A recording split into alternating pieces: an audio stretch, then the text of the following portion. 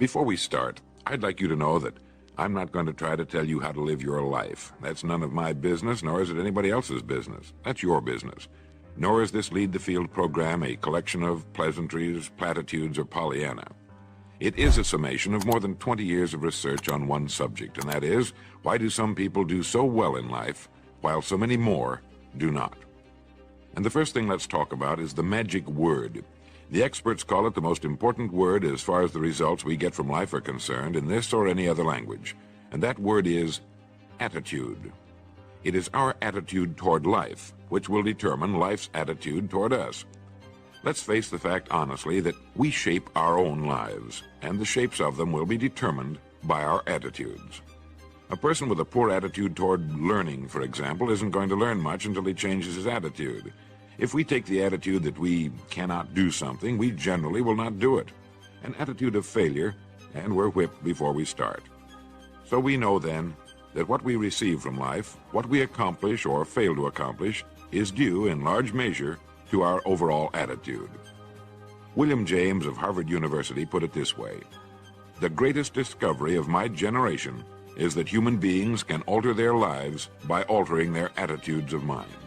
And isn't it wonderful that we have this measure of control?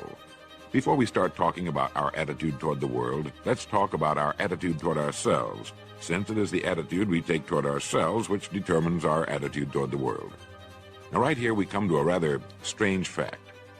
We're so familiar with ourselves, we tend to take ourselves for granted. We tend to minimize the things we can accomplish, the goals we can reach, and for some equally strange reason, believe others can accomplish things in our field which we cannot.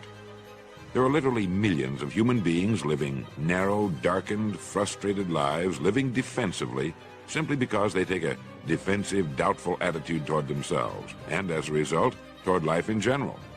Many people are suspicious of and oppose change, yet change is the one thing in life on which we can absolutely count. People who stay young all the years of their lives not only welcome change, but see it for what it really is: new opportunity, new chances for further fulfillment. Attitude is a reflection, a result of a person's will. It is incalculably powerful. It can bring about marvelous results for us, but we need to train it patiently, day by day.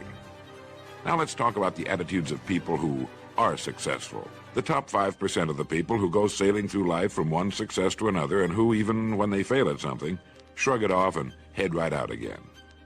No matter who the person is or what he does, men and women in sales, business executives, people in all the professions, wives and mothers, students, top people in the armed forces, public servants, men and women in the service of religion, working men and women in all fields of endeavor, wherever you find a person doing an outstanding job and getting outstanding results, you will find a person with the right kind of attitude. These people take the attitude toward themselves that they can accomplish what they set out to accomplish, that there's no good reason on earth why they can't be competent, successful. They have a healthy attitude toward themselves and, as a result, toward life and the things they want to accomplish. And because of this, they achieve some remarkable things, and they come to be called successful, outstanding, brilliant, lucky, and a lot of other things. They're quite frequently no more brilliant or outstanding than the majority of the people by whom they're surrounded. But they did develop the right attitude, and they found their accomplishments not too difficult, and many times surprisingly easy, simply because it seems that so few are really trying, really believe in themselves. Successful people come in all shapes and sizes and in widely varying degrees of intelligence, background, and so on. But they all have one thing in common. They expect more good out of life than bad. They expect to succeed more than they fail. If you want something worthwhile, take the attitude that there are a lot more reasons why you can have it than there are that you cannot, and set out to earn it. Go after it, work at it, ask for it, and 9 times out of 10, you'll get it. Our environment is really a mirror of our mental attitude. If we don't like our environment, we have to change our attitude first. Now, the world plays no favorites. It's impersonal. It doesn't care whether we change or not. Adopting a good, healthy attitude toward life doesn't affect the world and the people in it nearly as much as it affects us. It would be impossible to even estimate the number of jobs which have been lost, the number of promotions missed, the number of sales not made, the number of marriages ruined by poor attitudes. but you can number in the millions the jobs which are held but hated, the marriages which are tolerated but unhappy, all because of people who are waiting for the world and others to change toward them, instead of being big enough and wise enough to at least make a test which will prove beyond any shadow of a doubt where most or at least a big part of the trouble lies. Studies made of the lives of literally thousands of successful people have shown that they radiate confidence, assurance, they expect success, and they get success. You can spot these people by the way they walk, by the way they look and act. You can feel it about them when they enter a room. They may be short and fat, or tall and thin, or any combination in between, but they have about them the attitude of success. In the record Greener Pastures, I'll get into this next statement, but right now I want you to realize, if you don't already, that in 5 years or less, you can get right to the top of the work you're now doing. I know this, but the important question here is, do you know this? The minute you do know it, you'll have this right attitude I'm talking about.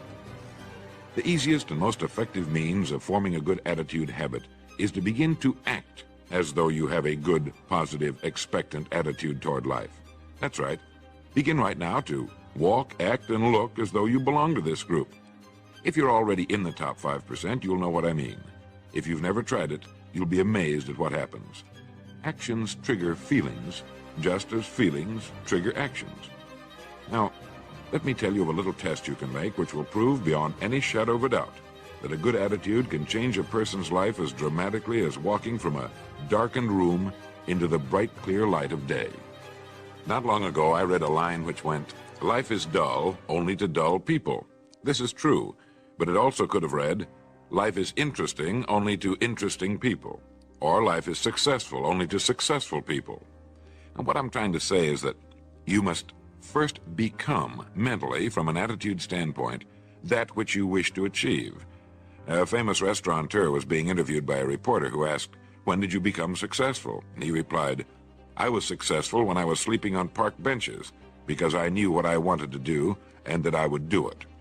In short, his attitude had been one of success, of expecting success, long before the material, the tangible rewards of success had been earned. For now, remember that a person must act, look, and because of these things, feel successful before the success he seeks can come.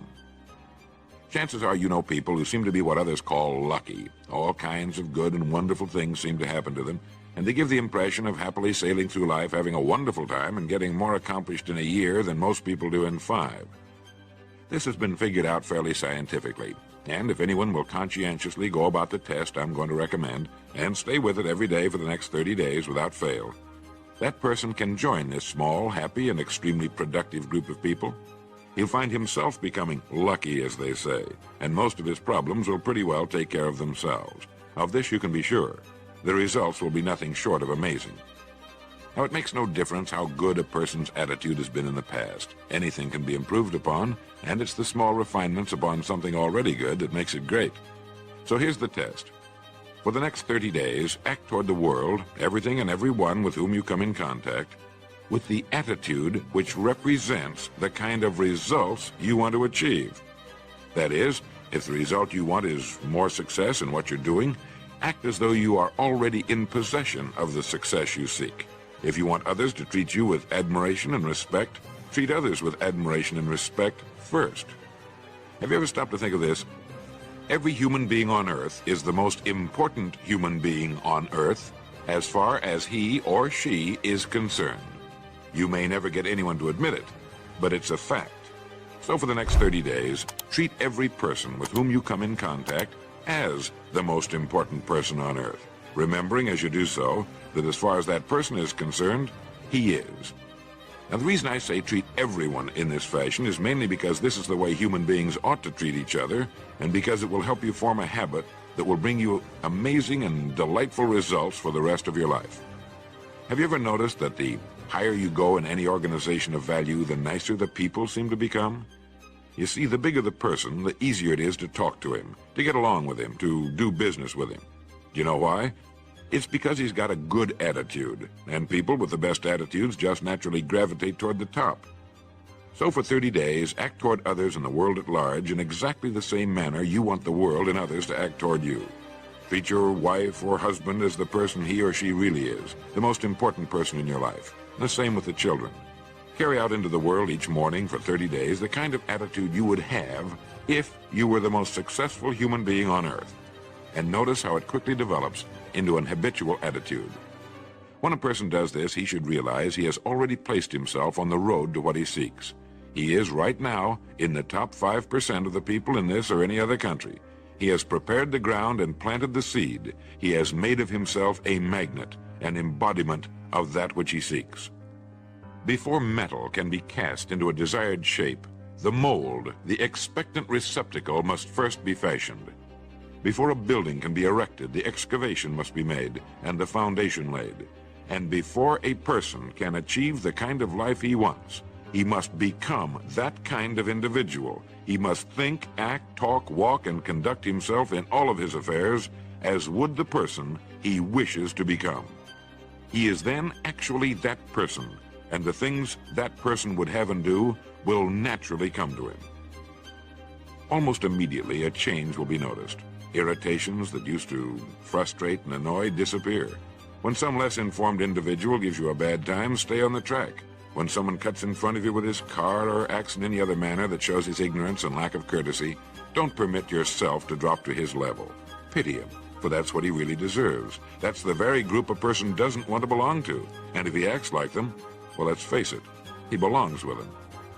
There's nothing in the world that men, women, and children want and need more than the feeling that they're important, that they're needed and respected. They will give their love, their affection, their respect, and their business to the person who fills this need. So the magic word is attitude.